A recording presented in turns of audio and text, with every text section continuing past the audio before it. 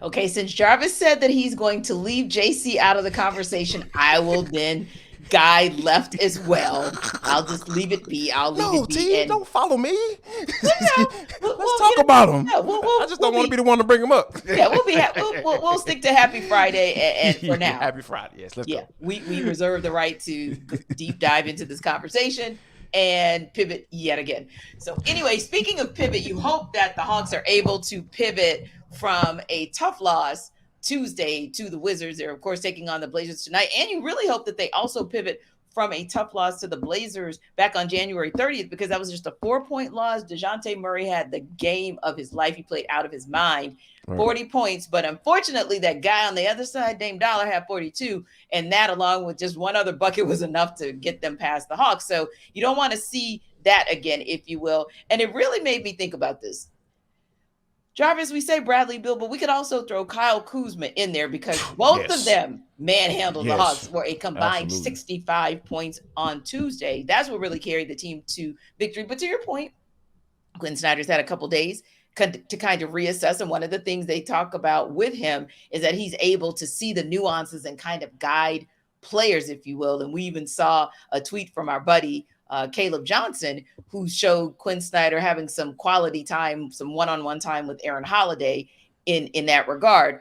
But you look at tonight and you say to yourself, Damian Lillard is the kind of player that you really don't stop, especially the last couple of games, 41 points, 70 points respectively. Yeah. But Jarvis, you got to make sure that you don't get torched by Dame if you expect to win this game and set yourself up for a good road trip that's going to be a little bit challenging, in that you got to play essentially back-to-backs in Miami and then run up to the district and play back-to-backs in DC. Yeah, I think right now this is the time for not only Quin Snyder but this team as a whole to Yes. establish some sort of foundation. Yes. As and like, okay, give us a peek into what we can expect for the next 4 years. If Quin Snyder finishes his contract, I'm not saying he's not. I'm just saying, ain't no guarantees in the NBA. That's just how. Those are the facts of the case. So I think that what for them to be able to do that, they can start with Damian Lillard. Hey, don't let Damian go for 40. Like, you know what I'm saying? Like 27. You know what I'm saying? On 15 shots. You know what I'm saying?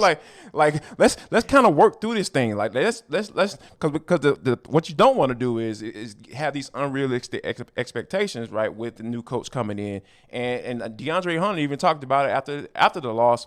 He was just saying, hey, this is going to be a work in progress. And Yes. Trey even said it himself. He said it as well. Like, this is Indeed. going to be a process. This is going to take time.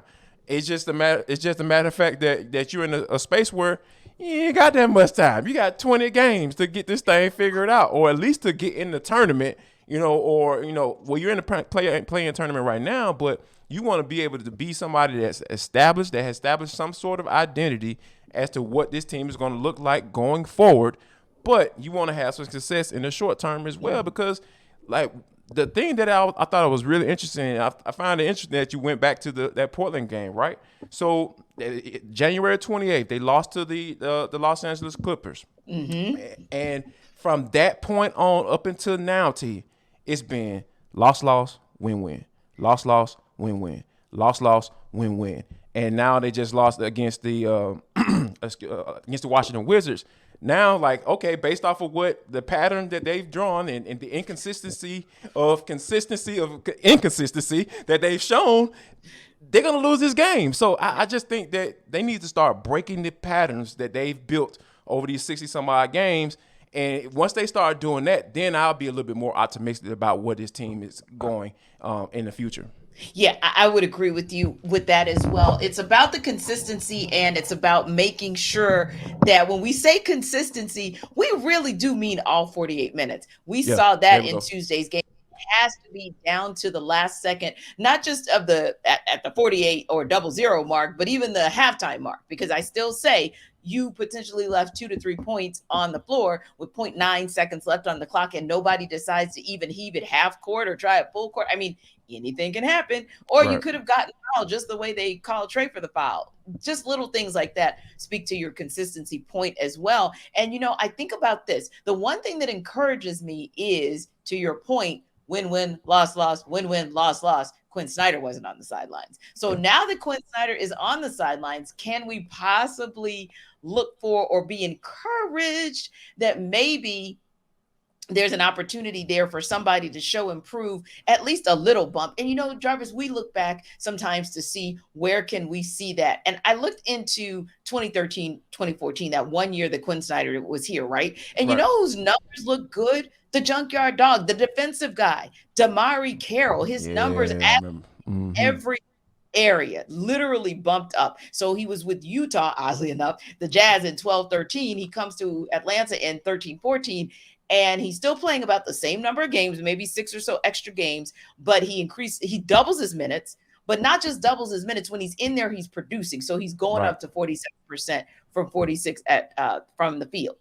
He goes up to 36% from 27% from three. All the numbers, Jarvis, just keep jumping. The rebounds almost triple. And I could go on and on. The reason I'm saying that, Jarvis, is because you and I keep looking to see who is going to show us game by game that they can actually get a bump short Yeah. term, and we can Yeah. see a bump long term. So I'm wondering, Jarvis, is there a guy? I know we talked about it before, kind of mentioned it, but is there one more guy like tonight, especially based on the matchups? We know Yusuf Nurkic is out. We know Anthony Simons is out. We know Cam Reddish is going to try to go off on his old team. Who can show a bump tonight that's actually going to be the difference?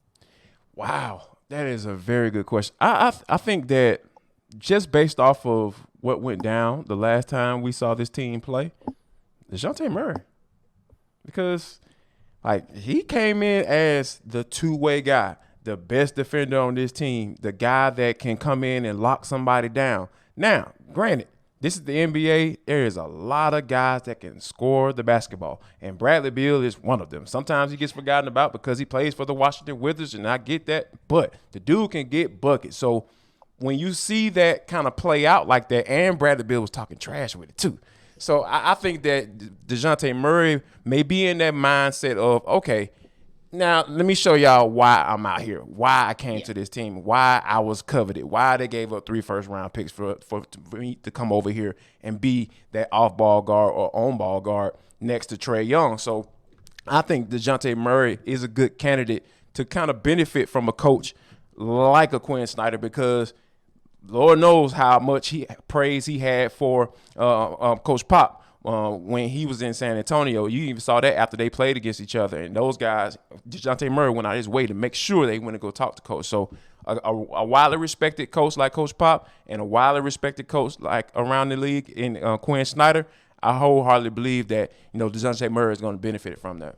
And that's a great point, because in that Portland Trailblazers game, he had a Dejounte Murray-like stat line, except the points were out of control because it was like 40 points. But the rest of the stat line, 13 to 25 from the field, 5 of 8 from 3, perfect at the free throw line. And the defensive line, Jarvis, 8 rebounds, 2 steals, no turnovers. Yep. So, yeah, we definitely need to see that guy, because to your point, that's the bump you want to get that you really didn't see in February, kind of a down month for him. Now, speaking of what you want to see tonight, that'll get those guys going. Hey, it's a Friday night in Atlanta. You might as well be at home enjoying yourself with a Built Bar if you're not going to be down at State Farm Arena enjoying what we hope will be a dub for the Hawks over the Blazers. Now, they give you all the flavors you can hope for, right? If you like the churro, almondy situation, go for that. If you like 100% real chocolate, which I know a lot of people do like, and that's just good for your health as well, that's a good look. Built Bar is a good look. Now, don't forget, there are 3 great ways for you to go get it. Now, if you're someone who wants to sit inside because, hey, we hear the weather is going to be a little tricky today, then go to Built.com, and you'll have them not just maybe for next week, but you can have those Built Bars for some of those coming games that Jarvis and I talked about. Or if you want to get them for tonight's game, then you need to go to Walmart or Sam's Club, because you can buy them in bulk so that you and the entire family can enjoy. And don't forget, healthy, healthy, healthy is the name of the game, because we're talking about 17 grams of protein, which is amazing because it dissolves quickly, which means you get your energy bounce quickly. And of course, just 130 calories. And that's amazing, because when Jarvis and I started telling you about Built Bars, it was 150 calories. So, hey, we know you want that body back. Spring is on the horizon. Summer is on the horizon. Better go get your Built Bar to make it happen.